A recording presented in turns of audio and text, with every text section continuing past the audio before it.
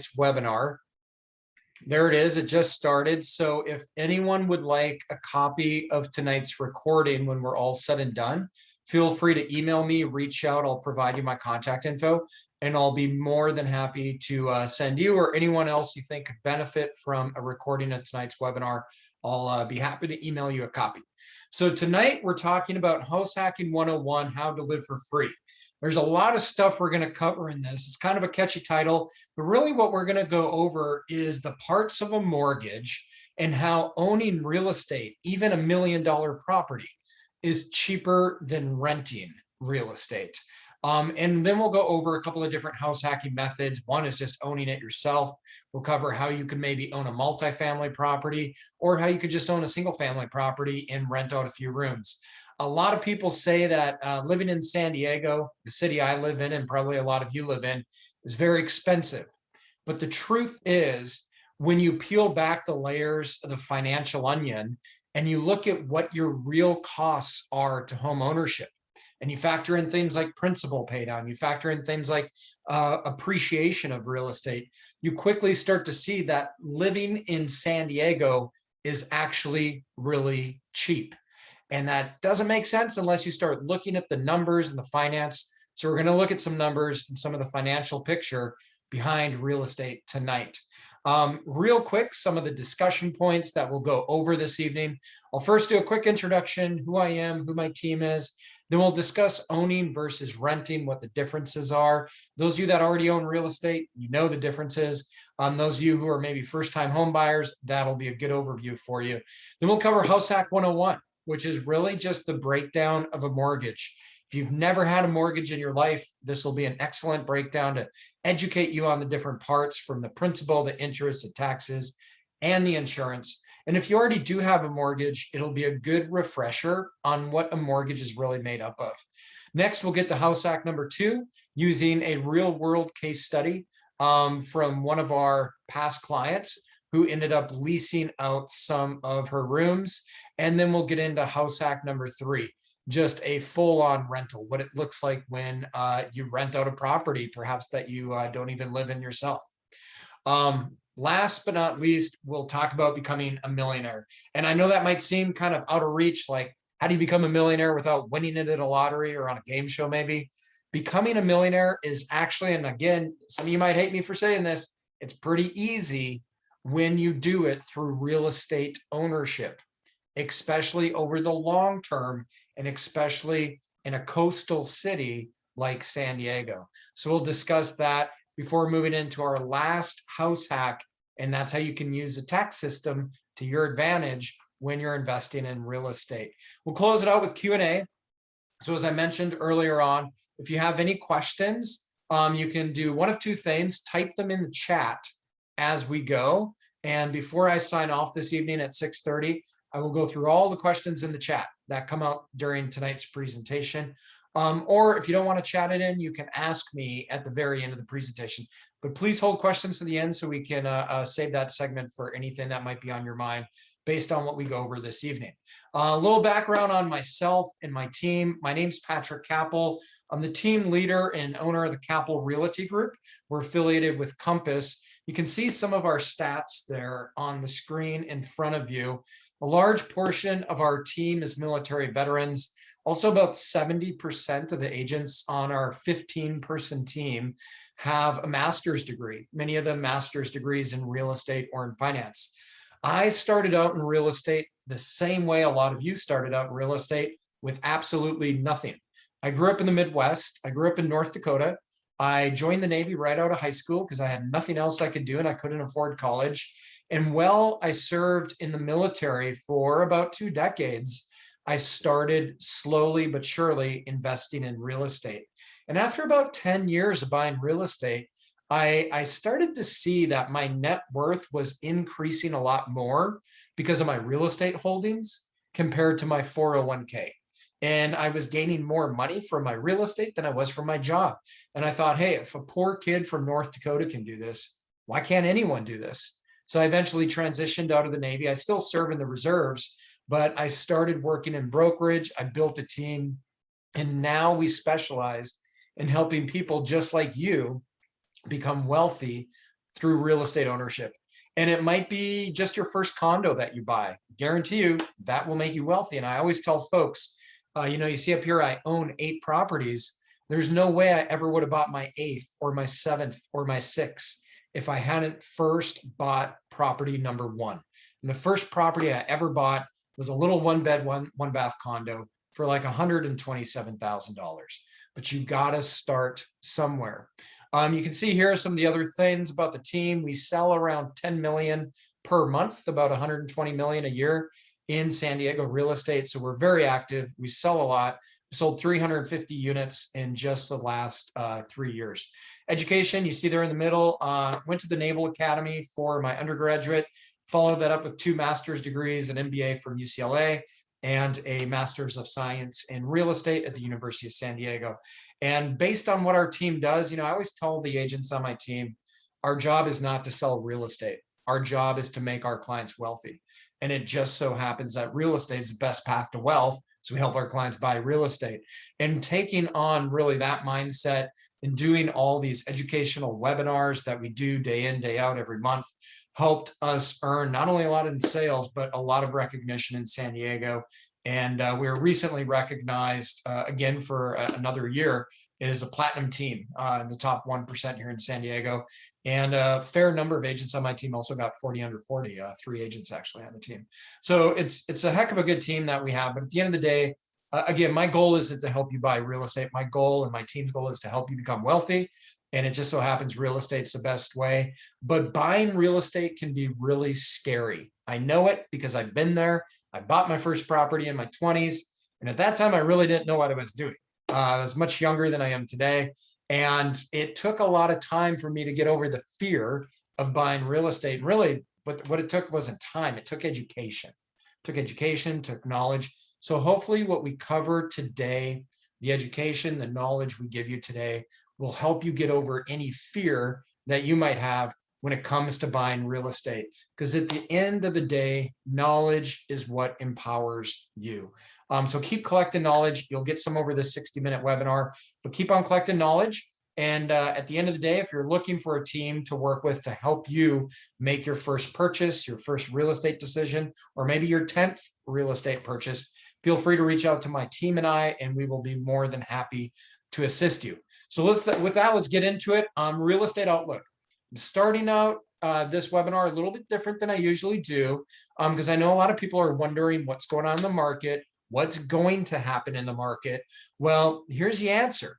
There's an analytical firm that did a lot of research East Coast to the West Coast. They looked at all the major metropolitan cities and they calculated based on the economics of every city, the changes in demographics of every city, the lack of supply of housing in every city. And they calculated for all the major cities in the US, how much are homes likely to appreciate?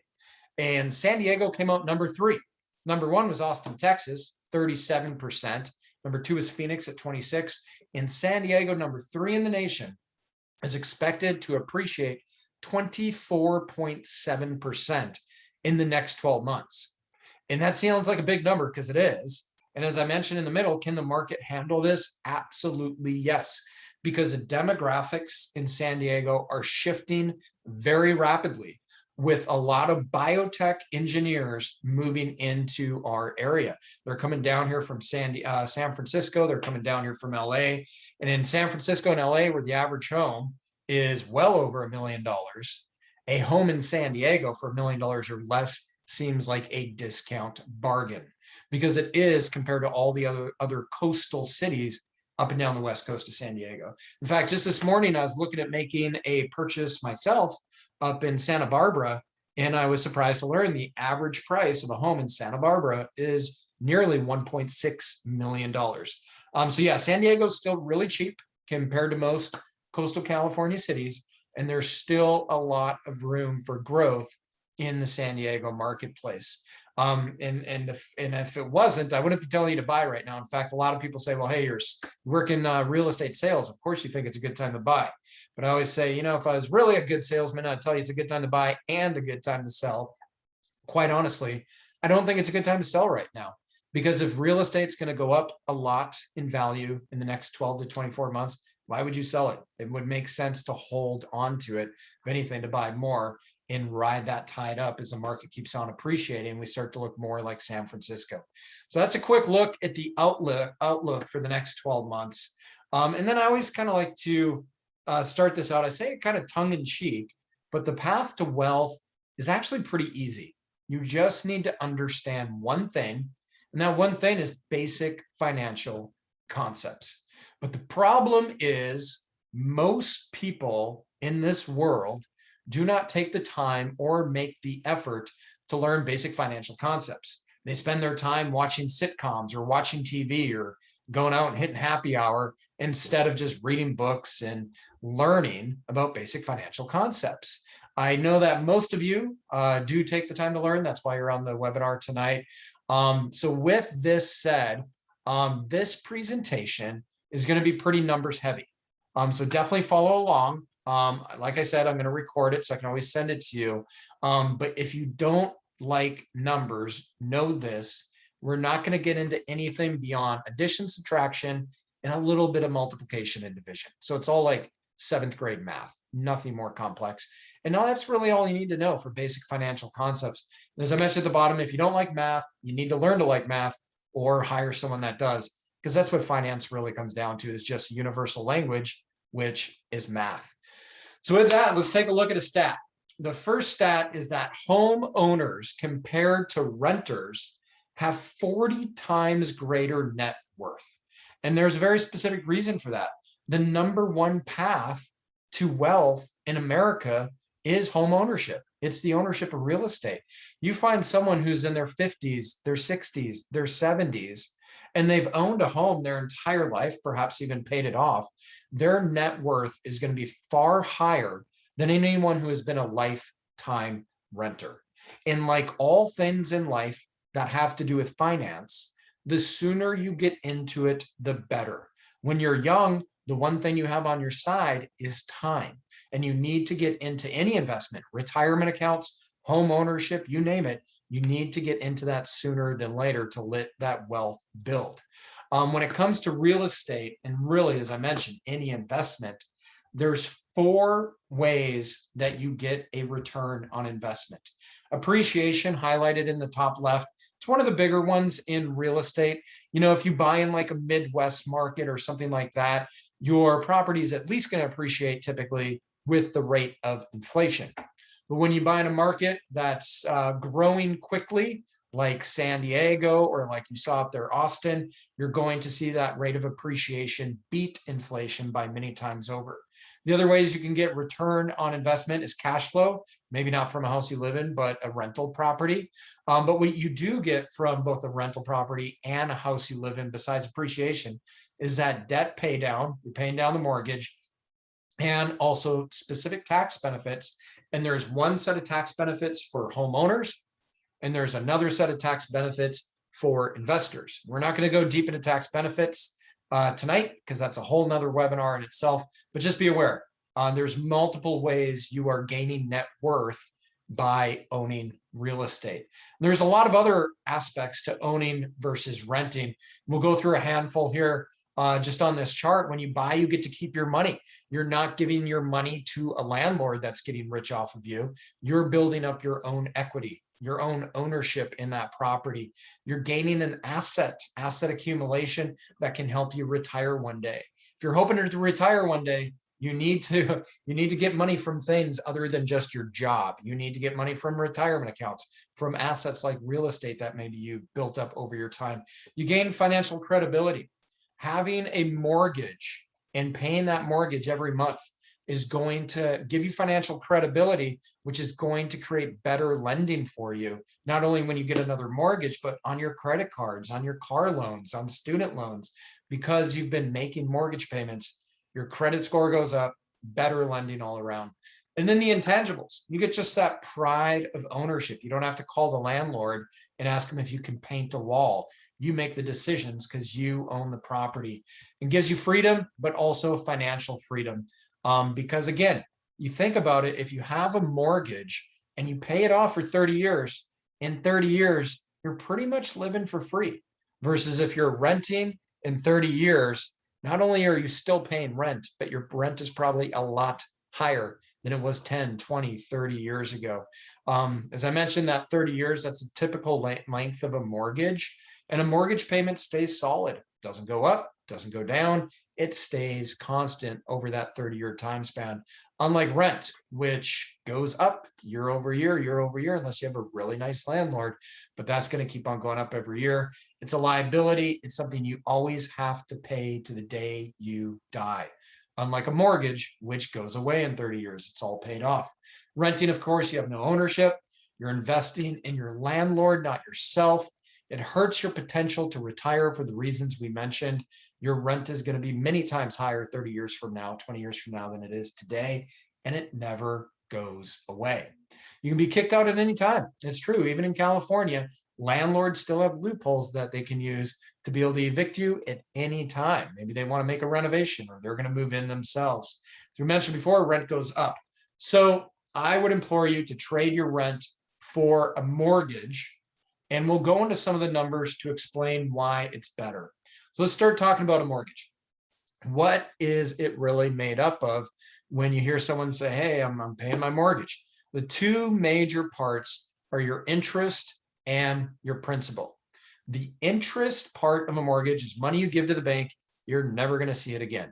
Interest rates right now are typically in the 3s plus or minus. But again, that money is going to the bank, just like interest on a credit card. The principal, though, is a portion of the mortgage that goes back to you. That principal portion of your mortgage pays down your loan balance, pays down your debt on the mortgage, and you will see that returned to you as the owner. You're not going to see it this month or this year, but you'll see that principal come back to you when maybe you refinance your house or when you sell that house. Maybe you buy a house for $500K and in 30 years, it's all paid down, principal's all paid down, and now the home is worth $1 million. All that principal you paid down comes back to you. This shows everything kind of in a graph format, and you can see that a mortgage payment annually in this example stays steady, $24,000 per year. Your mortgage balance is going down every year, the balance of that loan. And as a portion of your monthly payment, your interest is a light blue, your principal is a dark blue, and you can see as the mortgage balance goes down, your monthly and annual principal payments go up, giving you more and more equity in that home until 30 years later, you own it free and clear. So we're going to do a real deep dive now, and we're going to look at the raw numbers of an actual mortgage example. So this is what I call house hack number one. House hack number one isn't anything too complex. It's not renting rooms. It's not buying a duplex. It's just getting the gumption to go out there and stop being a renter and buy a house yourself so that you can one day have financial freedom. This is so important, guys, that the government every day, every year is giving out new loans to low-income folks and to folks with low down payments, because the government knows the number one path to generational wealth, where you can pass something to your heirs. The number one path to that is through home ownership. So for this $500,000 property, let's say we got a property out there worth $500,000, which in San Diego is probably a condo or a townhome. In other areas, it might be a detached home. Let's just go with a $500,000 purchase of a property. Now, let's say you could live in this property, that's $500K, and you could rent it. And what if I told you that you could live here renting it for $2,000 a month? Would you do that? Yeah, probably in San Diego, maybe. Well, what if I told you instead of renting it, you could own it? And owning it would cost you $1,785 a month. Would you do that? Of course you would do that. It makes more sense than renting it, and it's a little over $200 cheaper per month. What if I said instead of renting it or just owning it for a short term, what if I said you could own it for the long term? And not only by owning it for the long term, do you not pay rent, do you not pay anything, but you get paid to live in the house. In fact, you get paid $173 a month. What if I told you you'd get paid? Of course, you would go with that option. Now, let me be clear. When you pay a mortgage, You're not getting paid. Not in the sense you might be thinking. There's no one showing up on your doorstep giving you $173 cash every month. But when you own it for the long term, and let's say you own it 10 years, 20 years, 30 years, and you look back over 30 years or 20 years, and you count up every dollar that you paid out in your mortgage, and then you look at your net worth and what the value of that property is after you paid down the principal and what the appreciation is, and you look at the net worth of the house and you subtract from that every dollar you paid in a mortgage, and then you divide it by 20 years and divide that by 12 months a year, you're going to quickly see that you actually got paid to live in the house. And that is why homeowners have 40 times more than net worth. So how does that work? Well, let's look at this example of a mortgage. For a $500K home purchase price, let's say you put down 3.5% down payment. If you do 3.5% down payment this day and age, you might get around a 3% interest rate. You could put down a 0% down payment. If you're a veteran, or if you've got a spouse who's a veteran and you have access to the VA loan, you can put down 0%. You can still put down 3.5. You could put down 5. You could put down 10. You could put down 20. One good thing about the VA loan, though, is you avoid PMI, private mortgage insurance, or you could do a conventional loan, maybe put down a little bit more. For this example, though, we'll do 3.5% with a 3% interest rate. Your mortgage payment in this example is going to be $2,034 per month. Now, that's more than the $2,000 I told you could rent it for. But follow me on this mortgage example to see how it's actually less than $2,000 when you peel back the layers. Of this example, $2,034 a month, $1,204 is your interest portion of that mortgage. Now, highlight that in red because that's money you're never going to see again. Goes out the window, paid to the bank. But the principal portion, $830, you are not losing that money. You're paying that money, and the bank doesn't necessarily get to keep it. It pays down the debt balance that you owe to them. So that money is just transitioning from being cash to being equity, but it's still yours. It goes from your cash to your equity. So that $830 principal payment, you have to build back in to the equation to look at what the real cost of ownership is. Now, you also have taxes and insurance that you have to pay when you own real estate. Now, you might think if you're a renter, you don't have to pay real estate taxes. You don't have to pay for the property insurance, but you do. You're just paying it through your landlord because your landlord is charging you to cover that mortgage. He's charging you his principal, his interest, his taxes, his insurance, and you're paying down his mortgage for him. That's why landlords become wealthy. Renters don't. But on this example of taxes and insurance, you do the math here in San Diego County, real estate taxes are usually about 1.25% per year of your purchase price. So your taxes would be about $521 a month. And your insurance in this example would probably be around $600 per month. So when you add all of these together, your interest plus your principal, plus your taxes, plus your insurance, your total monthly payment is going to be around $2,615 a month, which, yes, is more than $2,000. So how am I saying it's actually less? Well, we have to go back to that principle. You do not lose this money. You just transition it from your cash to your equity, but it's still yours. So to really look at the true cost of home ownership, you need to bake that back into the equation. And when you take the 2615 and you bake back out the 830 that's going to your equity, the real cost of home ownership is $1,785 in this example.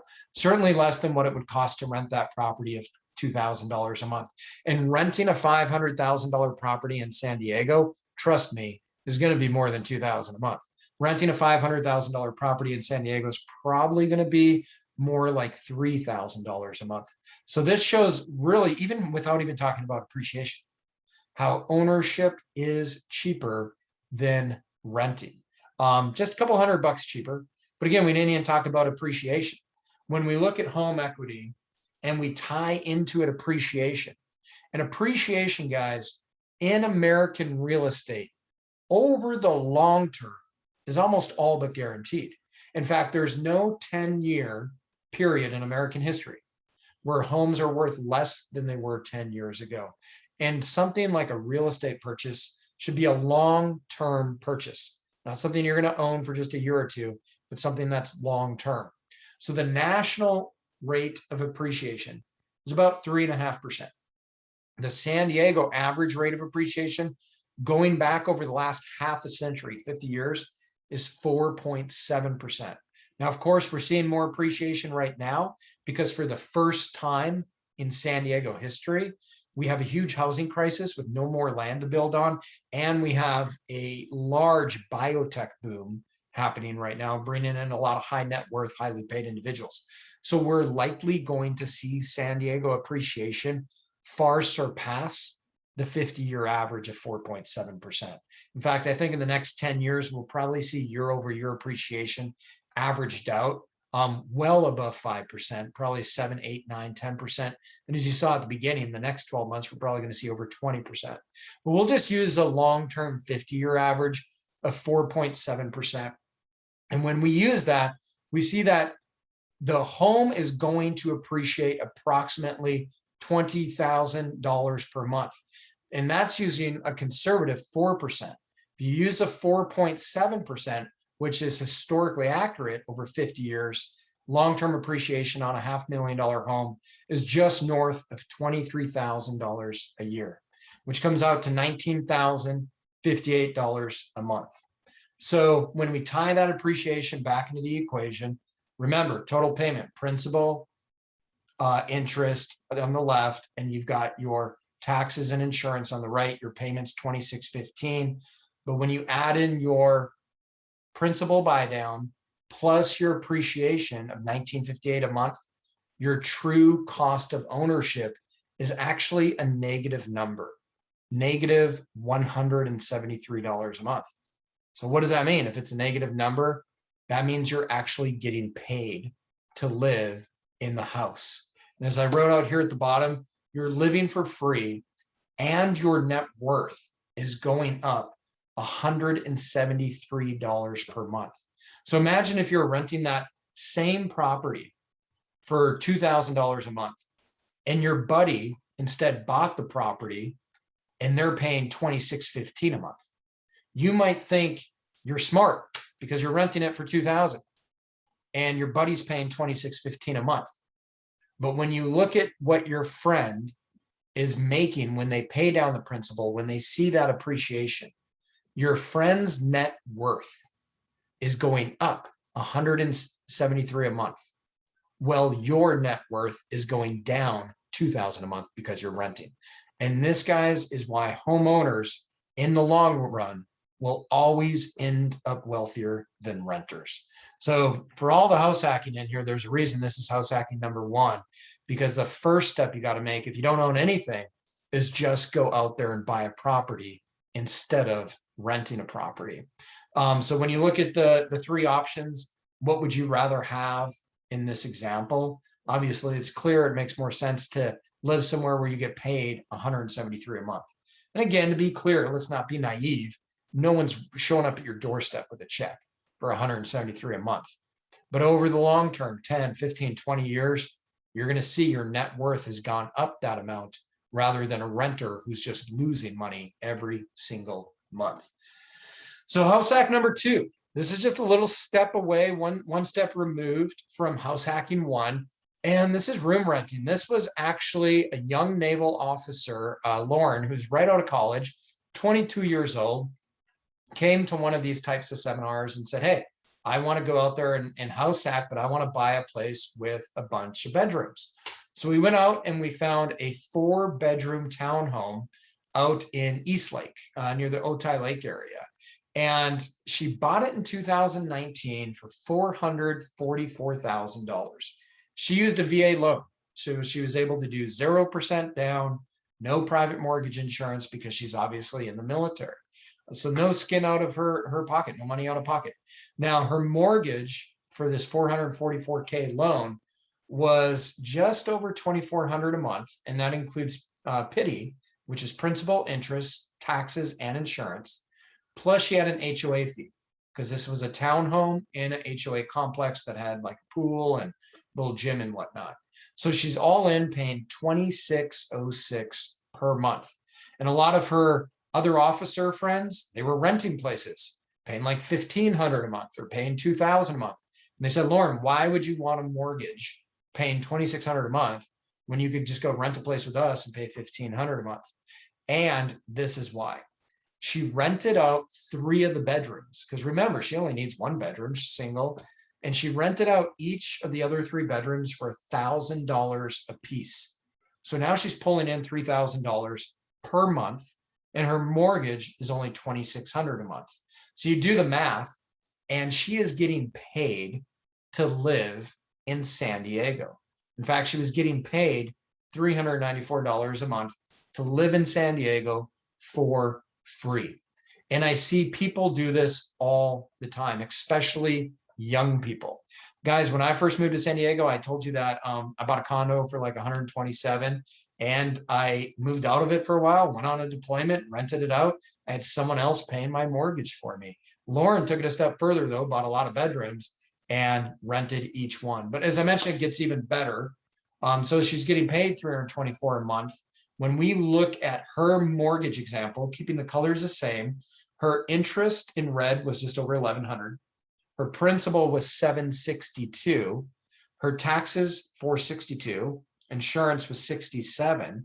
When we add up all of these costs per month, that mortgage plus her HOA, which I included as well, to be fair, is in purple, her cost was $2,606 a month. But remember, we got to back out the principal payment because she's not losing that money. She's just transferring it from personal cash to personal equity. Her real cost was $1,844 per month to own that 3-bedroom property. And when you include the $3,000 a month she was getting in rent, plus you include the appreciation she was getting that you see up here, $1,480 a month, she not only was living for free, but she was generating $2,636 a month. And again, to be clear, her cash flow was $364 a month. But she was generating from those tenants paying the rent, plus the appreciation, plus the principal, over $2,000 a month. And I mentioned it gets even better. Well, it gets better because the appreciation in San Diego, as I mentioned, has actually been more than 4.7%. It was recently valued at 525, and that was early this year. 2021, was valued at 525, which is an $81,000 increase in her net worth. As of late, it's worth about $550K, went up another $25K over the summer, and now it's worth about $106,000 more than what she bought it for 2 years ago. As I mentioned, I don't know any 401k where she can put in $0 because it was a VA loan, live inside of it for free, have other people pay her mortgage, and still be worth $100,000 more than she was just 2 years ago. And that's the magic of real estate. That's the magic of real estate in San Diego. And that's how people can easily live for free and even get paid to live in a place like San Diego. You just got to take that step and be able to go out there and buy real estate. That's why quite often when people ask me, what's the number one way? How do you get started in real estate? The best way to get started in real estate is to get a job. Get a job, a W-2 job, so that you can qualify for a mortgage. Once you qualify for a mortgage, go out there and buy a property and do just like Lauren did, maybe buy something that has more bedrooms than you need and rent them out. We'll get down to one of our last house hacks, and that's house hack number 3. This was a duplex. So this was a husband and a wife, and they said, look, we don't want just a bunch of bedrooms that we rent out to friends and strangers. We want a separate property. We can live in one and rent the other unit. So we started looking at duplexes. The buyer was a San Diego engineer, and we found this property on 35th Street in Normal Heights near Adams Avenue. And it was really cool. It was like this 3-bedroom, 2-bath Spanish style home that you can see in the photos here on the right. And then in the back, it had a 1-bedroom, 1-bath little apartment building.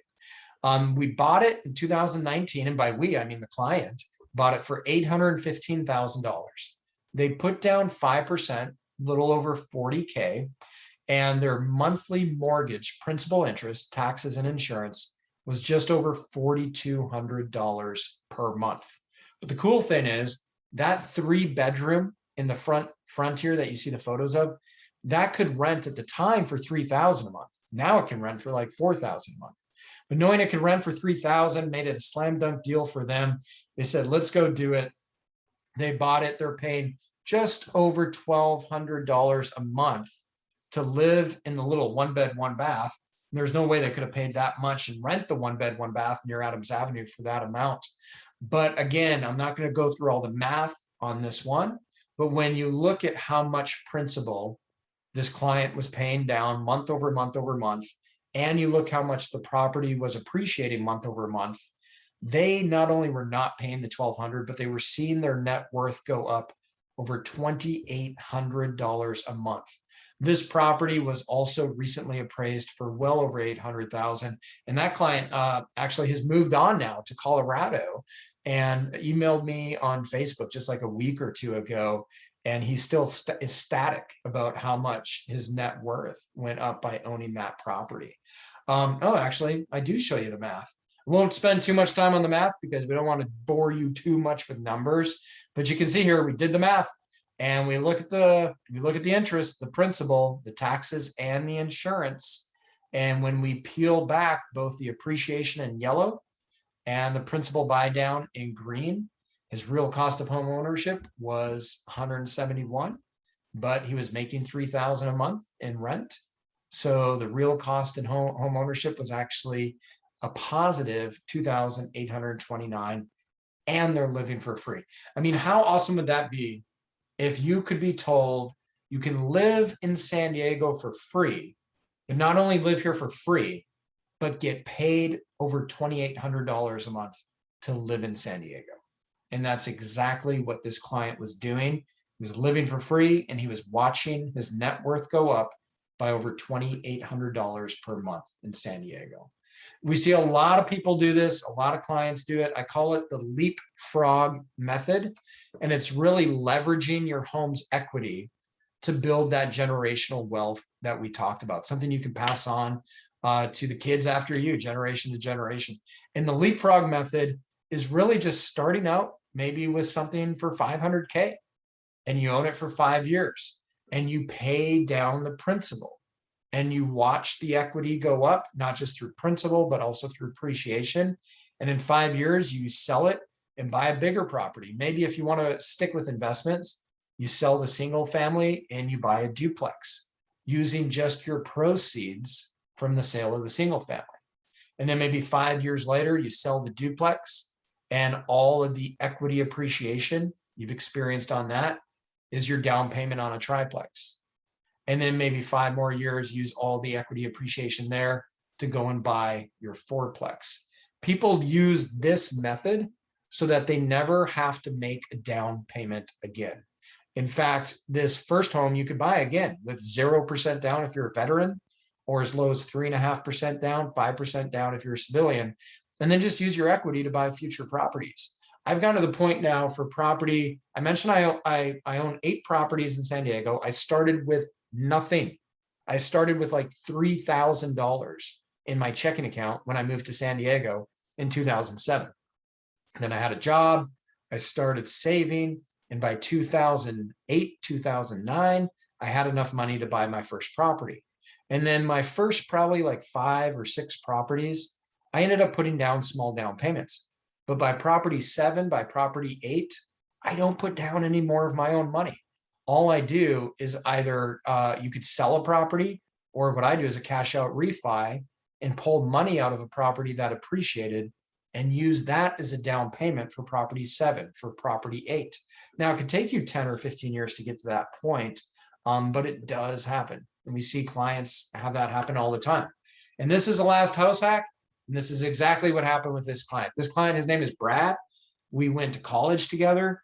And he did something called a 1031 exchange, which is really cool. You can make a lot of money with a 1031 exchange and not pay any taxes on it legally. It's part of the tax code. But what Brad did is, as soon as we graduated college, he moved out here to San Diego, just like I did. And he bought this duplex in North Park. And the duplex cost him about $750K. He owned it for, I want to say, about 10 years or so, and it appreciated in value to a point where we were able to sell it for 1.02 million. He was getting, at the time, from these two units, he was generating around 5,000 per month in rent. So on the sale, he made about 250K, about $250,000. And he made $250,000 doing nothing. He made pretty much no improvements to it. He just rented it for 10 years. He let the tenants pay his mortgage for him. So the mortgage didn't cost him anything. And he just did nothing. And by doing nothing, he made 250K. There's very few things in this life where you can do nothing and buy it with low down payment. He bought it with a VA loan, 0% down, and make $250,000. And he didn't get taxed on that gain because he used it to buy another property, this fourplex in Imperial Beach. The fourplex in Imperial Beach allowed him to double the number of units. He sold the property for 1.02, bought the fourplex for 1.05, just a little bit more. It was a heck of a good deal. And now that property is generating $6,800 a month. So went up just a little bit in purchase price, 30K, but went up quite a bit in the monthly revenue that he's earning. Again, there's a reason why homeowners have 40 times greater net worth than renters out there. And it's because when you buy real estate, you could just sit back and do nothing and watch your net worth go up.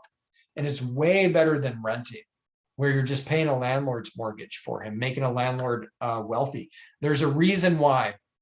Another statistic for you here, 90% of America's millionaires made their millions through real estate.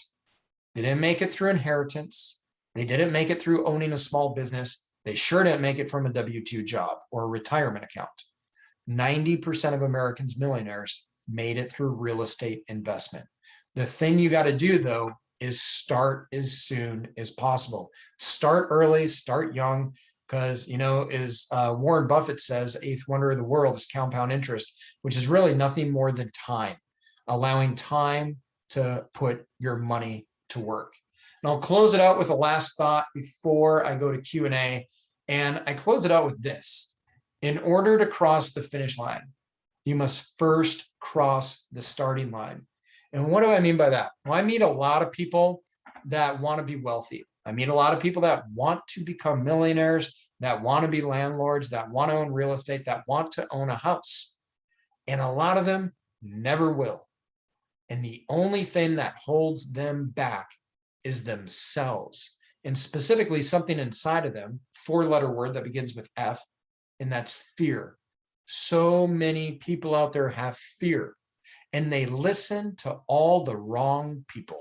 They listen to the Chicken Littles that run around with their head cut off, and they give you a million reasons why you shouldn't do something. And you listen to them. And then 20 years later, you wonder why all of your dreams never happened. It's because you listened to people that taught you how to fear. What you really need to do is listen to folks that understand real estate, understand whatever it is you're trying to do in life, and look at the data, and then make a decision based on the data, based on the numbers, not based on the emotions. So don't be that person that holds yourself back. Instead, be that person that takes the first step across the starting line so that one day you can get to the finish line. There is no way I would be where I am today with 8 properties that I own if I wasn't willing, when I was 27 years old, to take that first step and buy that first condo. And then when I was 29, buy another condo. And then when I was 30, buy a house. When I was 31, buy a duplex. Every time it's scary, but it's the scary things in life that get you to where you want to go. You always can find a good deal. Even in this market, you can still find a good deal. But at the end of the day, it matters who you work with. This is a photo of a bunch of people on my team, the Kappel Realty Group.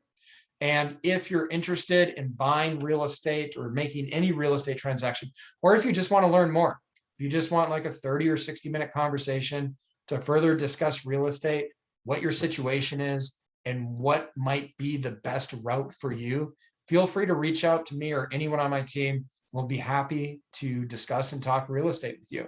The best way to reach out to us, you can see it here. My email on the top is patrick.kappel@compass.com. You can also follow us on Instagram and Facebook. And I would highly, highly recommend checking out all the webinars we do. This is probably one of the more basic webinars that I do, just to kind of cover how to own a home, house hacking 101, what a mortgage is all about. We have one of our best webinars every month called the Real Estate and Economic Update. With that, you're going to get a deep dive, 90 minutes of tons of data, tons of graphs, tons of charts, showing you what's going on in the San Diego market. And if you're on the fence right now and you're not sure if you should buy real estate or not, and you're not sure if the market's going to go up or down, and you're not sure really, is this the time to buy? Then definitely tune into the webinar on September 29th. And you can easily register for that. Just go to the website down here, www.kappelrealtygroup.com. On the top left, you'll find a menu with a drop down that will take you to the webinars, and you can register right there. And if for some reason you can't get on it, you're busy that night, shoot me an email and I'll send you a recording of that webinar for you. But again, if any of you are interested in buying real estate in the near future, reach out to me and I'll be more than happy to have a discussion with you, and we'll help you with all your real estate goals. With that, I'm going to take a look at the questions.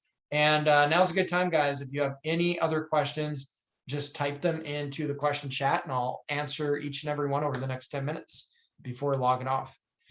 All right, I see the first question. Jose is asking, mortgage insurance. How do you get rid of it on an FHA loan? All right, mortgage insurance is going to be treated differently based on the different type of loans that you have. It used to be that you could get rid of your mortgage insurance once you could prove to the lender that your property has at least 20% equity in it. So that's an 80% loan to value. So the first property I ever bought in my life, that little condo for 127K, I think I only put down like 5 or 10%. So I had mortgage insurance on it. And then once I had 20% equity in it, I ordered an appraisal. I sent the appraiser to the lender, and then the lender got rid of my mortgage insurance, and that was awesome. However, that was years ago, and things have changed. And a lot of loans now that have private mortgage insurance, they might not come with that luxury of being able to get rid of it as soon as you can prove you have 20% equity. Your specific loan might have a period that you have to maintain the private mortgage insurance, even if you have a lot of equity in it. I've seen loans that have up to a 10-year period that you can't get rid of the private mortgage insurance. But I've also seen loans where you can get rid of it as soon as you show proof that you have substantial equity in it. So my answer to you, Jose, is contact the holder of your mortgage. If it's Wells Fargo, if it's Bank of America, Chase, whoever holds your mortgage, contact that lender, ask them if you can get rid of your private mortgage insurance. If it's a rather new loan, they might say no, but here's a trick. If you got private mortgage insurance and you've gained a lot of equity in the property because you've owned it for 3, 4, 5 years, and you think you should be able to get rid of the mortgage insurance, and the lender won't let you get rid of the mortgage insurance, then who cares about the lender? Just refinance it. And when you refinance that loan, as long as you have 20, 25% equity in it, your new refinanced loan will pay off your old loan, will get rid of your mortgage insurance, and now you got a brand new loan without private mortgage insurance. So the best answer for you is contact your lender to see what the status is of your private mortgage insurance. Will they allow you to get rid of it if you do a new appraisal? And if they won't, then just do a refinance to get out of it. And if you want to go that refinance route, feel free to reach out to me and I can connect you with a lender or two that'll run the numbers for you and let you know what type of refinance would be best for you. All right, another question is, if you are using the equity in the home, isn't the monthly mortgage going to go up? That's a great question. So let's say I mentioned to you guys that when I buy new real estate, I typically don't sell what I own. Instead, I do a cash out refi. So let's say you buy something for $600,000 and you own it for years and years and years. And now it's worth $1 million. So you got $400,000 more equity, net worth in the property, probably paid down some of the mortgage. And let's say that initial mortgage was 600,000 and maybe I was paying, I don't know, like 2,800 a month for it. And I do a refinance and I pull up 300K. So now I pulled out $300,000. So now let's say my mortgage is like 900,000 and my monthly mortgage payment is going to go up to like 4,500 a month. So yes, you're absolutely correct. If you do a cash out refinance, your mortgage payment might go up. But typically, people like me and investors and stuff will do cash out refinances on properties that we have tenants in, that we've been renting out for 5 years. And do you think the rent has gone up in the last 5 years? Absolutely. So the rent has gone up over the last 5 years. And usually you're gonna work it so that the rent has gone up enough to cover the new larger mortgage. So you can just pull out hundreds of thousands of dollars, all tax-free. And although your mortgage might have gone up a bit, your tenant's rent has gone up. So they're covering that new higher cost of the mortgage. One key thing though, when I said when you do a cash out refi, your monthly mortgage payment might go up. Keyword might. Let's say again, you buy a property for $600K and you take out a $500,000 mortgage. Or heck, no, let's say you buy a property for $600K and you're a VA loan or something. So you're 0% down. You got a $600,000 mortgage. Time goes on, it's worth $1 million. You've probably paid that $600,000 mortgage down a little bit, right? Because you've been making principal payments. So maybe that $600,000 mortgage is now $500,000. And you're like, hey, I want to do a home renovation. So you want to pull out $100,000 to do a home renovation. So you take out a brand new $600,000 loan, pays off your existing balance on your $500,000 balance with 600K minus 500K, $100,000 that goes in your pocket. And your mortgage will stay the same because you traded what was initially a 600K mortgage that you simply paid down to 500K for another 600K mortgage. The only way it could go up or down is if your interest rate changes. And your interest rate is probably going to change. This is going to be a different year, different time, different economic situation in the markets. And you might get a lower interest rate, you might get a higher interest rate, you might get the same interest rate, and then your mortgage will stay the same. But again, that's the type of question that you want to run by a lender for your specific situation. And also when you do a cash out refi, especially as an investor, unless you're doing a home improvement to your house, if you're doing a cash out refi, like I recently did one, pulled out a bunch of money and I went and bought a fourplex, and the rent's coming in on that fourplex. I did zero down payment because I pulled all the down payment out of a different property, and the rent's coming off that fourplex or paying the delta, the increase on that cash out refi. And then it looks like you got a follow-up question. Like I could do a 60-minute webinar on cash out refis, but if we're going to do a 60-minute webinar on cash out refis, I should certainly have a lender on it as well to further discuss all the finances behind it. But cash out refis, as long as you know what you're doing and you understand finance, cash out refis can be awesome. And when you can borrow money at today's rates of like 3%, it makes sense all day long to do a cash out refi. I refinanced my home I'm in right now at 2.75% or 2.5%. And I pulled out a bunch of money, even though I have nothing to do with it. It's just sitting in a savings account right now, and I'm paying interest on it. But I pulled it out because it's so cheap to borrow money for 3% or less. Why would you not pull it out and then find something to go invest it in? Your next question though, can you explain the cash out, and does it affect the monthly, or does it no, cash out does not decrease the value of a home. Cash out refinance does not affect the value of your home at all. If you use the proceeds of your cash out refi to renovate the kitchen or put in a new bathroom, then of course it's going to make the value of your home go up. And then does it affect your monthly payment? Yes, a cash out refi will affect your monthly payment. And it's going to make your monthly payment either go up, it's going to make it go down, or it's going to make it stay the same. Usually it makes it go up, but sometimes it makes it go down. again, back to that $600,000 example. Let's say you take out a loan for $600K, you're paying it down for 20 years, and now your loan balance is $250K. And it's 20 years later, it's year 2042. And you're like, you know what? I want to do a $100,000 remodel. And I got a $250,000 remaining balance on what was initially a $600,000 loan. I'm going to pull out $100,000 on a cash out refi to do my kitchen. So to do a cash out refi and pull out $100K, my current loan balance is $250K. I got to get a $350K loan. And I use my $350K loan, pays off my $250K existing balance, and the extra $100,000 goes to me, and I use that to remodel my kitchen. So now I got a $350K loan. So you've got a new mortgage payment based on a $350K loan being paid off over 30 years. And you used to have a monthly payment based on a $600K loan being paid off over 30 years. So now your mortgage is going to go down a lot. Your monthly mortgage payment is going to go down a lot, almost cut in half. Are you going to pay it for another 30 years though, instead of 10 more? Yeah, of course. But your kitchen's now better. It's probably worth more in your house, and you might be dead in 30 years anyway. So cash out refis, again, I could teach a semester long course on refis, but as long as you know what you're doing, cash out refi is usually a smart thing to do when interest rates are low, as long as you're going to use the money to improve your property or to buy an investment. I would never do a cash out refi to like go buy a car or to take a trip to Vegas. That's just stupid.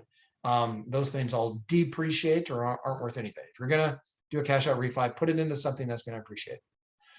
All right, another question from Laura. In terms of the appreciation numbers you shared, do you think there is a difference between single family homes as opposed to condos, townhomes, etc.? Yes, there is. I get this question all the time. What's going to appreciate more, a single family home or a condo or a townhome? 9 out of 10 times, a single family home will appreciate more than a condo next door. And it's certainly going to happen and is already happening in San Diego. And the reason is very simple. We don't have enough land left to build anymore. So to build more housing units in San Diego, what we're doing is tearing down homes. And where a home used to stand, we'll put up a 4-plex, an 8-plex, a 20-unit apartment. Homes are getting torn down, and we're doing what's called infilling low density with high density. Because of that, we're getting less and less homes in San Diego and more multifamily condos and apartments. Also, a large portion of what we're building brand new right now is in single family homes. It's all these multifamilies. We're still building a few single family, but not as much as we're building multifamily homes like condos. So it's basic economics 101. When you have less and less of something, what happens to the value of it? It goes up. And in San Diego, we have less and less housing in general. Multifamily, condos, townhomes, single family, you name it. That's why the value of all real estate is going up quite a bit. But when you look at what do we have even less of, it's single family homes. And single family homes in San Diego are going to go the way of the dodo bird. They are going to be an endangered species. Single family homes are, which means their value is going to appreciate more. And we have data to support that in San Diego. And if you tune into my webinar on September 29th, I'm going to show you a bunch of charts and graphs that show you single family homes appreciating more than condos and multifamily. Additionally, if we look at a case study of San Francisco, I often say San Diego today is San Francisco circa 1990 because of the biotech boom happening here is very reflective of the silicon chip boom that happened in Silicon Valley in the 1990s. And the way the silicon chip transformed real estate in San Francisco forever and made it appreciate like there's no tomorrow, the biotech boom in San Diego is going to make our real estate boom like there's no tomorrow. But if you look at San Francisco 1990 to today, you see homes appreciated a lot more than what condos did. Because they did the same thing San Diego's starting to do now, and that's they just built less homes and more multifamily. Next question from Brian. What's an estimate startup cost when you're ready to purchase for a $500,000 condo or home, for example, including closing costs, inspections, etc.? Okay. I often tell clients when you buy a property, your closing costs aren't going to be that much compared to just cost of ownership and whatnot. A couple $1,000 for title, escrow, maybe $600 for a home inspection. But I often tell clients, have set aside like 1 to 3% of your purchase price. So if you're going to go buy like a $500K property, I would say have like 15K, 10 to 15K. You're not going to spend all that on closing costs. You're not. You might spend like 1%, maybe 5,000. But you want to have a little buffer, you want to have that buffer. So have anywhere from 1 to 3%, erring towards the higher end, about 15K, if you're going to go buy a 500K property. Now, if you are going to do a down payment, then you got to add that on too. If you're going to do 5% down, that's another 25K that you need. Okay. If you're a veteran, you do 0% down, then you don't need anything. But also keep this in mind, Brian, and everyone else. When you qualify for a loan, a lender is going to look at a couple of things for you. One, your debt to income ratio. They want to make sure that your income is more than what your monthly debts are, including student loans, car loans, credit card loans, and your upcoming mortgage payment. And they usually don't want your debts to be more than like 50% of what your income is. Another thing a lender is going to look at, though, is something called reserves. A lender wants to know that if you get fired from your job tomorrow, you've got enough reserves, accessible money, that you can use to keep on paying your mortgage for like another 6 months. Quite often, they want to see 6 months of reserves. So let's say you're going to buy a 500K condo. And your mortgage, as we saw in the example, might be around $2,300 a month. Well, what's 2,300 times 6? It's probably what, 12,000? It's probably like 15, 16,000 bucks. So you're going to need like $16,000, $17,000 reserves. Plus you might want to have like another 5,000 for closing costs. So if you want me to give you a number, 20,000, I would say have 20 to 25,000 bucks in the bank if you're going to buy a 500K condo, and that is bare minimum. Okay. And if you're going to cover like a down payment, then you're going to need more. If you're doing 5% down, 25K, you probably want 50 to go. But if you have questions about that, Brian and anyone else, reach out to me. I can connect you with a lender and they'll let you know exactly how much money you need in the bank in order to get a loan that you qualify for. Oscar is asking, Oscar, what's up? Asking, I'm trying to figure out my appetite for real estate, REI, or say real estate investment. I bought duplexes, flips, house hacked, etc. I like the idea of adding an ADU to a large lot, single family.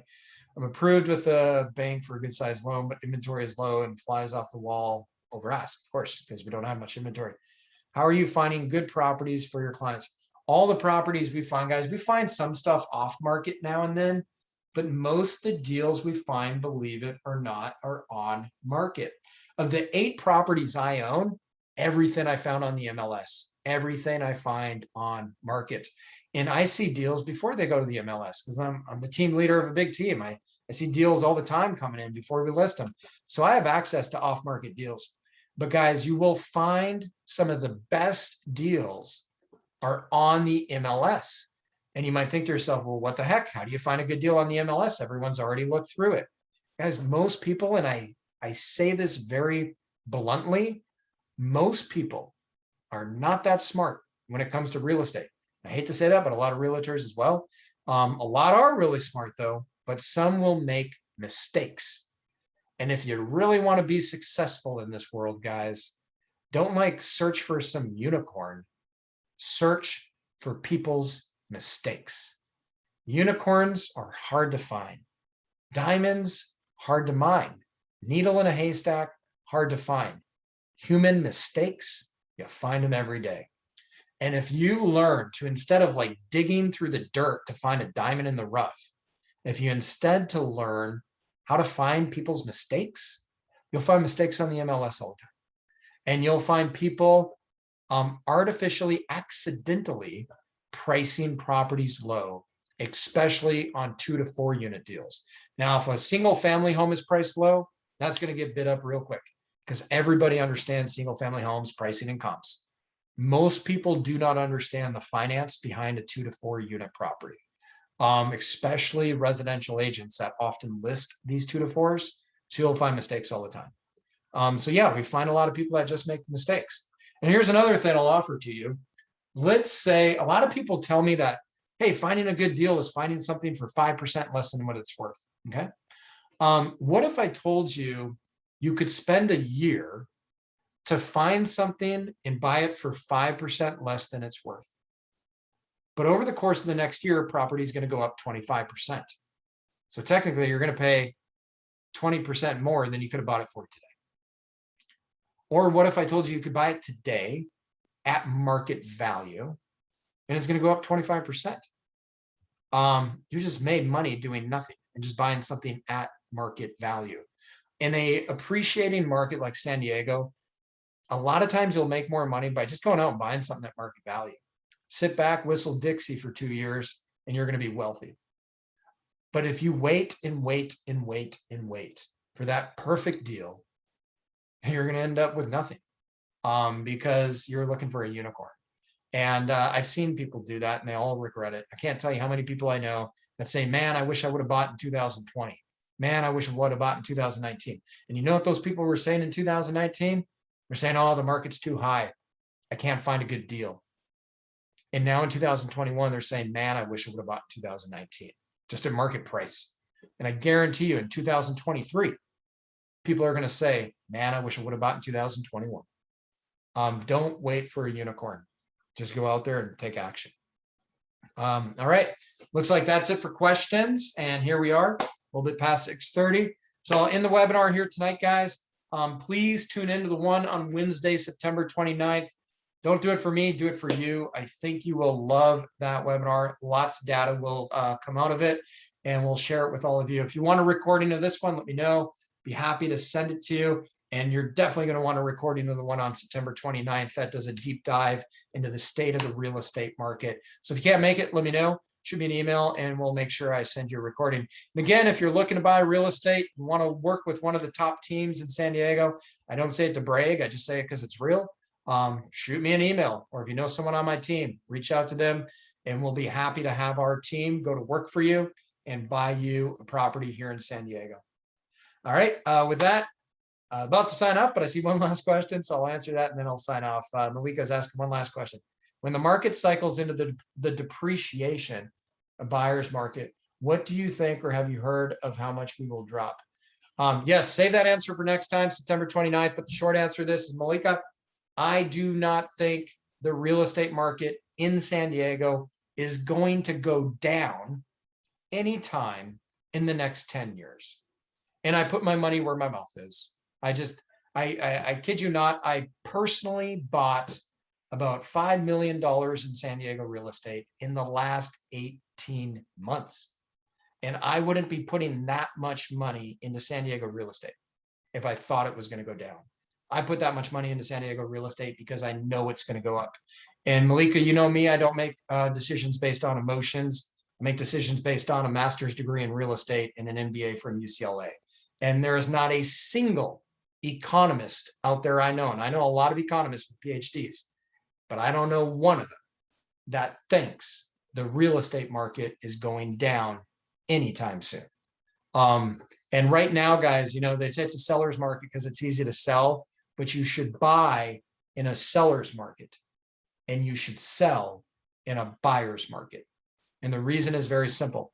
A seller's market means prices are going up because there's not much inventory compared to demand. And in life, in all things investment, you should always want to buy things that are going up in value. Stocks, bonds, real estate. And right now, we're in a market where things are going up in value. A seller's market means things are going up in value. In a buyer's market, that means there's way more inventory than there are buyers, which means prices will go down. You should never, ever buy in a buyer's market, because that means whatever you just bought is going to be worth less next year than it is when you bought it. So if you want to lose money, buy in a buyer's market. You're going to see the value of your asset go down. If you want to make money, buy in a seller's market. You're going to see the value of your asset go up. Yep. All right, guys, I will see you all Wednesday, September 29th. Until then, enjoy your week. I'm taking my daughter up to college. She's a freshman starting at UC Santa Barbara, and we're checking her in the dorm this weekend. That's what I'll be doing. All right, everyone, have a good one. We'll see you next time.